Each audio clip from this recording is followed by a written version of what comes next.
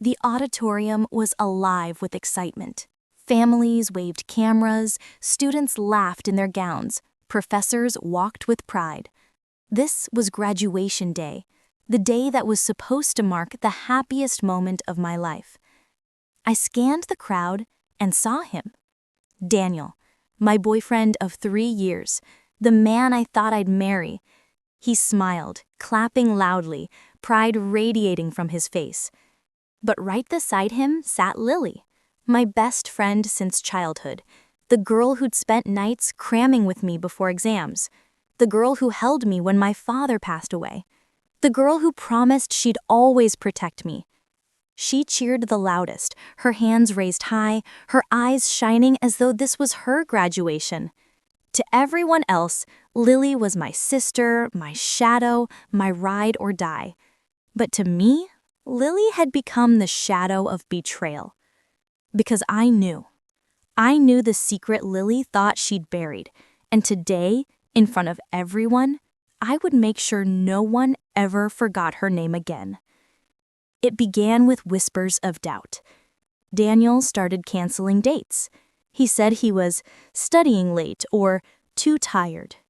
Meanwhile, Lily canceled our girls' nights, saying she had headaches or extra work. But I noticed the way Lily's laughter grew louder when Daniel was around, the way her hand brushed his arm as though by accident, the way Daniel's eyes flicked toward Lily when he thought I wasn't looking.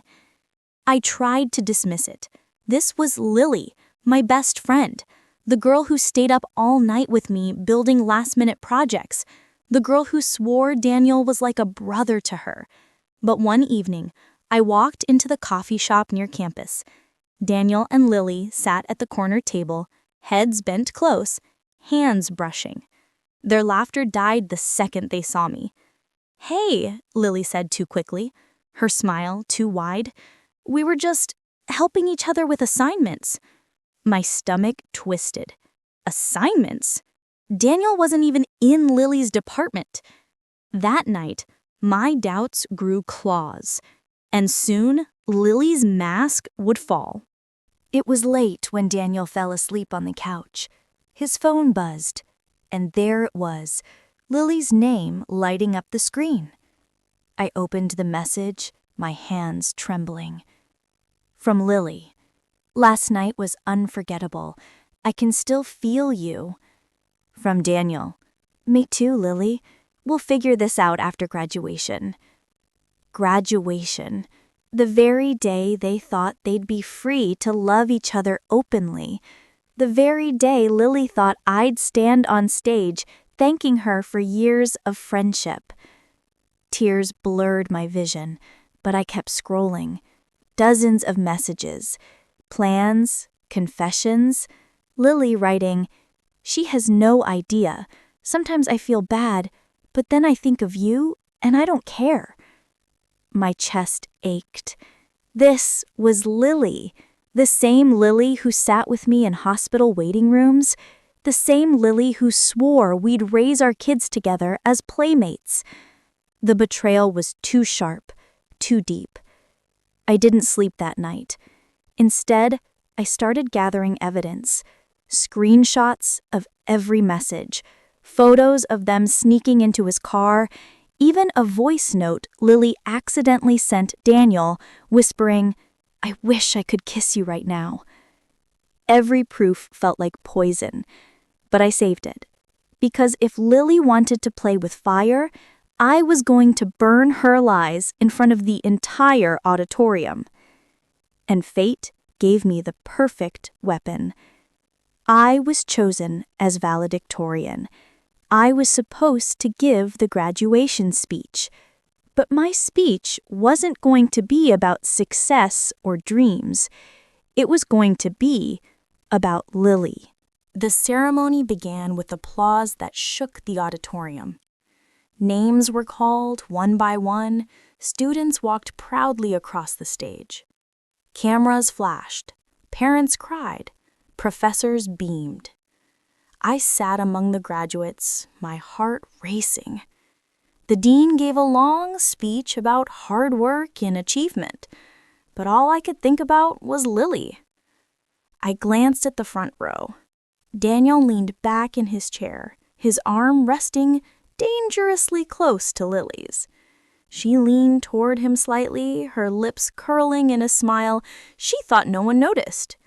But I noticed. Every detail burned into me. Finally, my name was called. Valedictorian, please welcome her to the stage. I rose. The applause thundered. Daniel clapped proudly, whistling loudly. Lily jumped to her feet, cheering, her hands together as though she was the one being honored. I stepped onto the stage, my gown flowing, my cap balanced. The microphone stood before me, waiting. The audience quieted. This was the moment everyone expected me to speak about dreams, goals, gratitude. But I had something else in mind, because Lily's name would never be forgotten after tonight. The start of the speech. Good evening, everyone, I began, my voice steady. Today, we celebrate achievement, friendship, loyalty, and truth. The audience nodded, smiling. Daniel leaned forward proudly. Lily clasped her hands, eyes shining, her lips whispering, "That's my best friend!" I forced a smile. Yes, Lily, I'm your best friend, and now the world will know what kind of best friend you are.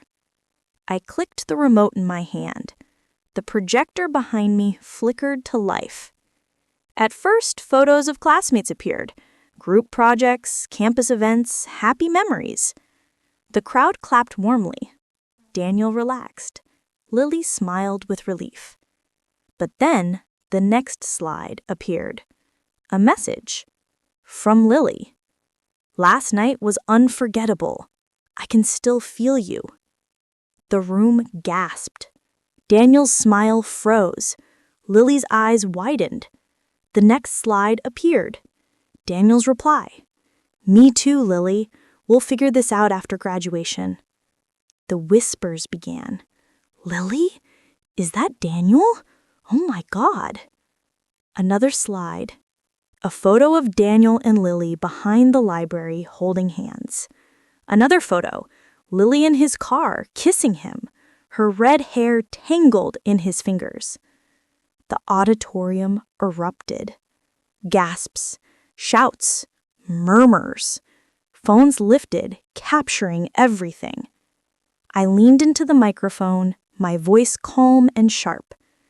This is the truth I've carried. The betrayal of a boyfriend and the betrayal of a best friend named Lily. The crowd roared. Some booed. Some gasped louder. Others shook their heads in disbelief. Daniel shot up, face pale. His voice cracked, desperation spilling out. But the screen glowed behind him, undeniable.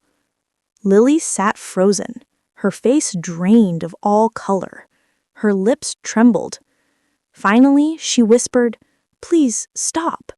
But I didn't, because Lily never stopped when she betrayed me, and now it was my turn.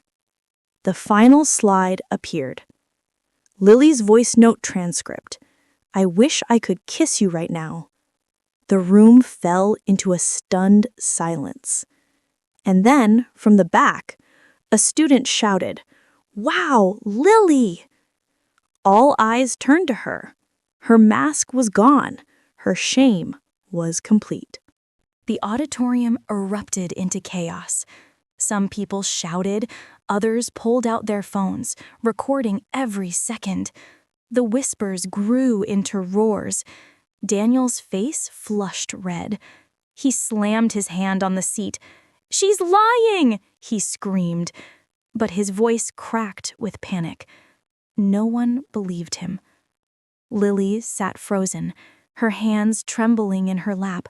Her eyes darted around, searching for someone, anyone, to defend her. But all she found were disgusted stares. Her former classmates, the girls she once laughed with, whispered viciously, Lily with Daniel? Unbelievable. How could she do that to her best friend?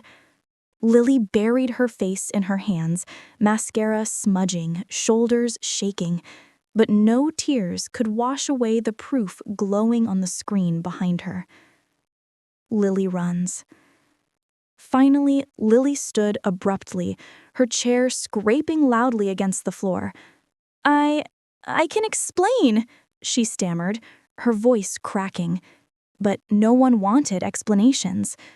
Bags zipped, mouths muttered, phones buzzed with screenshots already flying across social media. Lily stumbled down the aisle, her heels clattering against the polished floor. Students jeered softly. Someone muttered, "Shameful, Lily." Another hissed, "Fake friend." She pushed open the auditorium doors and ran out, her gown trailing behind her like a tattered flag of defeat. Daniel followed seconds later. "Lily, wait!" he shouted, chasing after her. But the damage was done. By the time they reached the parking lot, half the audience had seen enough. Some followed, recording the scene outside. Videos went online within minutes. Graduation cheating scandal, Daniel and Lily exposed. By evening, their names trended on every platform. Lily and Daniel, once my proudest supporters, were now everyone's favorite cautionary tale. Messages poured in, screenshots circulated, hashtags trended, hashtag Lily the liar, hashtag Daniel the cheater, hashtag graduation scandal. Lily's friends cut her off. Her family refused to speak to her. Her fiancé, yes, Lily had been engaged, sent her one brutal message: "It's over. Don't ever contact me again." Daniel's internship offer was revoked. His professors avoided him. His proud smile was gone. The boy who once strutted through life was now a broken man hiding from the world. Months passed. The scandal faded from the headlines, but not from memory. I rebuilt my life. I focused on my career. I surrounded myself with real friends, the kind who didn't wear masks like Lily, the kind who didn't stab me with betrayal. But Lily's name lingered, not because it hurt me anymore, but because it reminded me of strength, of survival, of truth. One afternoon, as I walked through the park, my phone buzzed. A message. From Lily. It read, "I'm sorry. Please forgive me." I stared at the screen. Lily. The name that once meant sisterhood, the name that once meant laughter and secrets and late-night study sessions, the name that now meant betrayal, lies, and downfall. I didn't reply. I didn't need to. Because closure didn't come from Lily. Closure came from me. I slipped my phone into my bag and smiled at the sunset. For years, Lily's name had lived inside me like a wound. But now, Lily's name lived as a lesson. And that was all it would ever be.